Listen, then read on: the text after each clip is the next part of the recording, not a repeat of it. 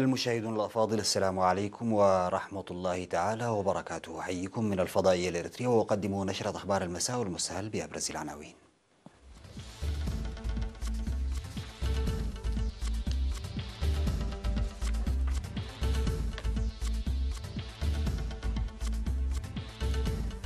انعقاد منتدى شباب الجبهة الشعبية في أوروبا. نجاح جهود مكافحة الملاريا في القاشبركة. تقييم مكافحة الآفات الزراعية. مجلس الأمن الدولي يفشل في التوصل لاستراتيجية واضحة بشأن ليبيا. استقالة حكومة مالي بعد مذبحة الفولاني. وإستونيا تأمل في استعادة زخم العلاقات الثنائية مع موسكو. السلام عليكم. افتتح مسؤول الشؤون السياسية في الجبهة الشعبية للديمقراطية والعدالة السيد يمان قبرآب افتتح المنتدى الخامس عشر لشباب الجبهة الشعبية للديمقراطية والعدالة في أوروبا المنعقد في مدينة لندن البريطانية تحت شعار بناء الوطن في مرحلة السلام والتنمية. ويشارك في المنتدى السنوي المنعقد من 18 وحتى 22 من إبريل السفراء والدبلوماسيين الإريتريين وحوالي 700 من ممثلي شباب الجبهة الشعبية للديمقراطية والعدالة من أوروبا وأمريكا وأطفال الأمانة. وقالت رئيسة شباب الجبهة الشعبية للديمقراطية والعدالة في أوروبا الآنسة راهيل سيون في الكلمة التي ألقتها باسم اللجنة المركزية للتنظيم إن السلام الذي تحقق هو نتاج التصدي القوي للشعب الإريتري وقيادته الرشيدة، ويتوجب على جميع المواطنين منح هذه القيم الاهتمام الجاد لنقلها للأجيال.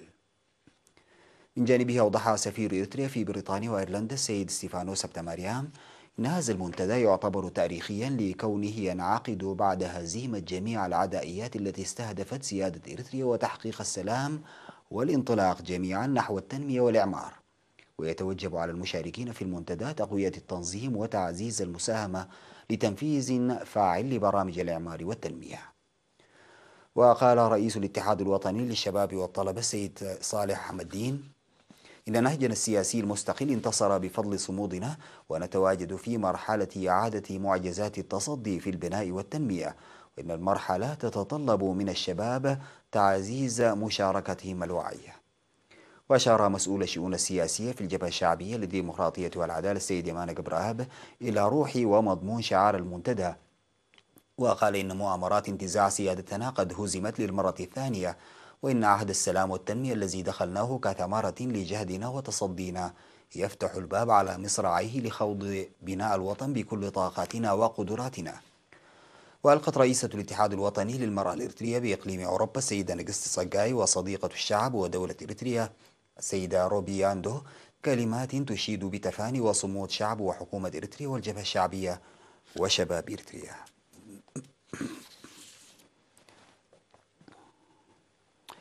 دعا مسؤول وزارة الصحة في إقليم القاشبركة الدكتور حيولوم كيدان إلى مواصلة جهود مكافحة الملاريا التي تسهم في السيطرة على المرض بتعاون وزارة الصحة والإدارات والمؤسسات الحكومية الأخرى. وأوضح في الاجتماع الذي عقد على مستوى الإقليم في بلدة توكومبيا بشأن السيطرة على الملاريا، أوضح أنشطة المكافحة المجتمعية في جميع المناطق والخدمات المقدمة من المؤسسات الصحية وخطورة مرض الملاريا وخفضه لأدنى مستوى. وقال إن المرض لم يتم استئصاله تماما بسبب الإهمال وتقلص المشاركة الشعبية، داعيا الإدارات لتنظيم المواطنين وإزالة مسببات المرض. من جانبه أوضح مسؤول مكافحة الملاريا في الإقليم السيد إبراهيم يعقوب إن عمل مكافحة الملاريا لا ينجح بجهود طرف واحد، وعلى المجتمع القيام بنظافة بيئته وترك العادات الخاطئة لدعم جهود المهنيين الصحيين. من جانبه أوضح مدير مديرية عالي القاش السيد قدي ستيفانوس ومسؤول الإرشاد والمعلومات في مكتب وزارة الصحة بالإقليم السيد سلطان حقوس إن عدم استخدام الناموسيات والإهمال ونقص النظافة البيئية من أسباب ظاهرة الملاريا، مشددين على أهمية المشاركة الواعية للمجتمع لمحو الملاريا. وتشهد مديريات عالي القاش وقلوج وتسني أعلى نسبة إصابة بالملاريا في إقليم القاشبركة. أعلنت وزارة الزراعة في التقييم الذي أجرته بمدينة مصوع أن الأسلوب المنسق الذي قامت به لمكافحة دودة توتا أبسولوتا التي ظهرت عام 2012 وتسبب الأضرار في إنتاج الطماطم قد حققت نتائج مرضية. وقدم في الاجتماع الذي شارك فيه أعضاء الوزارة من أقاليم القاشبركة وعنسبة والجنوب والأوسط وشمال البحر الأحمر توضيحا حول الإنجازات والتحديات في الأقاليم. وقال مسؤول تنمية الخضروات والفواكه في وزارة الزراعة سيد إرمياس أسملاش إن أنشطة الإرشاد والتوجيه جارية باستمرار لتمكين المزارعين من إنتاج وفير. وتفقد المجتمعون أوضاع تنمية البساتين في ربروبيا بمديرية فرا والإرشادات المقدمة للمزارعين داخل مزارعهم. وقد تم اختبار الأسلوب المنسق لمكافحة الآفات الزراعية في روروبيا بإقليم شمال البحر الأحمر وكودوفلاسي وعد مونغوتي ومطرة بالإقليم الجنوبي وزعزقة بالإقليم الأوسط وعلبراد بإقليم عنسبة.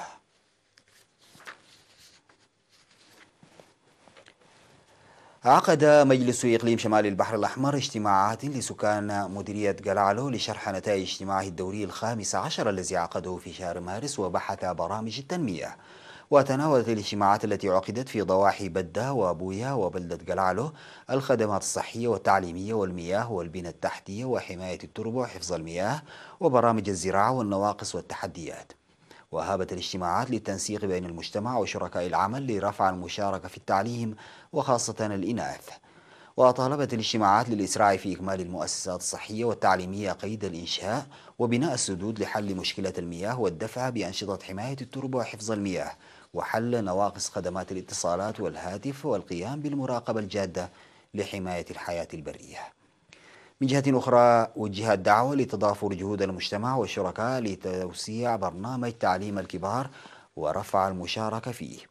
وشدد مدير مدرسة قلعلو المتوسطة والثانوية الأستاذ محمد حالو على أهمية سير برنامج تعليم الكبار إلى جانب التعليم النظامي. وذكرت النساء المشاركات في برنامج تعليم الكبار إن الدراسة أحدثت تغييرا إيجابيا في حياتهن ويجب مشاركة الرجال في البرنامج المقتصر على النساء فقط. يقدم مركز قلوج الصحي خدمات تطعيم فعالة. وأوضح العاملون في المركز عن تقديم خدمات رعاية الأمومة والطفولة وعلاج الأمراض المعدية وغير المعدية إضافة إلى خدمات التطعيم المنتظمة التي تجري على مستوى البلاد. وذكر الممرض فصوم تكي عن وجود 7 عيادات ومركزين صحيين في المديرية وتبذل الجهود لتقديم خدمات جيدة للمواطنين وتشييد غرف لانتظار الحوامل في مركز قلوج الصحي بتعاون السكان. ودعا لحل نواقص سيارة الإسعاف والمياه وقسم الجراحة.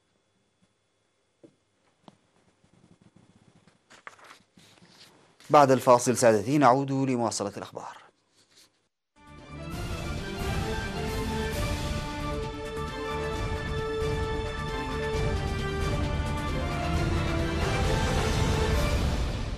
فشل مجلس الأمن الدولي خلال جلسة عقدها أمس الخميس لبحث الوضع في ليبيا في التوصل إلى توافق حول استراتيجية واضحة تطالب أطراف النزاع بوقف سريع لإطلاق النار.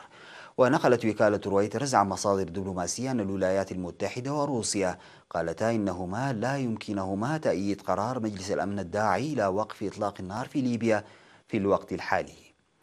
وأعرب المبعوث الأممي إلى ليبيا غسان سلامة عن القلق الشديد إزاء خطر احتدام المعارك في الأيام القليلة المقبلة بحسب مصدر دبلوماسي. ويشهد محيط العاصمة طرابلس منذ أكثر من أسبوعين معارك عنيفة بين قوات المجلس الرئاسي لحكومة الوفاق المعترف بها دوليا وقوات المشير خليفة حفتر الذي يسعى إلى السيطرة على العاصمة.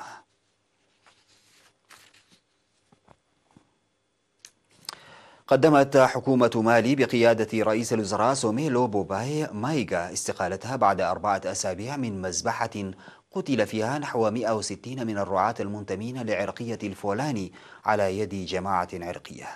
وقال مكتب الرئيس إبراهيم أبو بكر كيتا في بيان أن الرئيس قبل استقالة رئيس الوزراء وأعضاء الحكومة وواجه رئيس الوزراء المستقيل انتقادات كثيرة في الأسابيع الماضية خصوصا من وجهاء دينيين نافذين طالبوا باستقالته.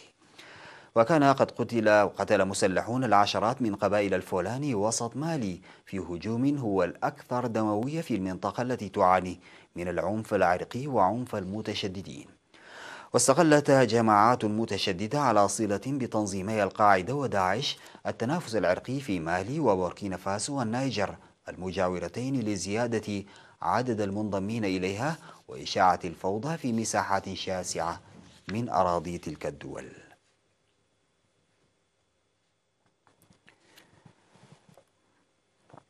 أعربت رئيسة جمهورية إستونيا كريستي كاليولايد عن أملها في استعادة زخم وانتعاش العلاقات الثنائية مع موسكو مجددا.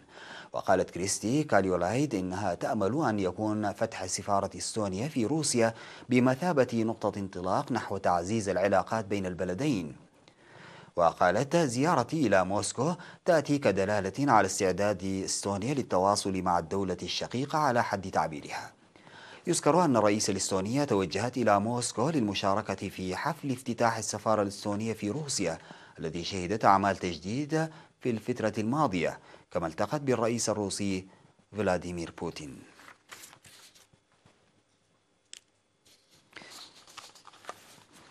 انتهت نشرة أخبار المساء قدمتها لحضراتكم من الفضائية الإريترية. شكرا لمتابعتكم. السلام عليكم ورحمة الله تعالى وبركاته.